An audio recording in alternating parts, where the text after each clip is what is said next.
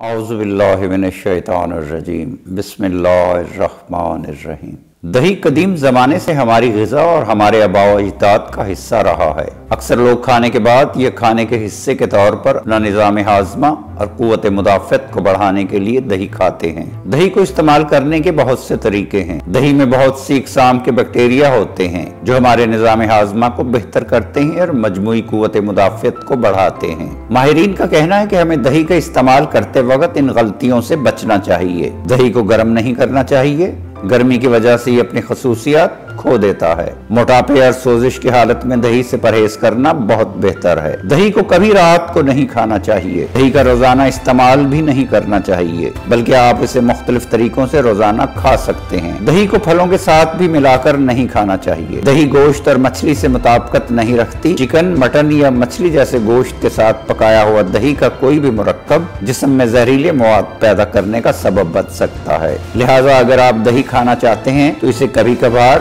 और दोपहर के वक्त इत्तदाल में खाएं। नाज़रीन, खालिस व म्यारी अशिया खरीदने के लिए www.chiltanpure.com पर तशरीफ लाएं और मालूमाती वीडियोस तक बर वक्त रसाई के लिए हमारे चैनल को जरूर सब्सक्राइब करें। नाज़रीन, ये वीडियो आम मालूमात के लिए है। इस हवाले से अपने डॉक्टर से भी जरूर मशवरा लें।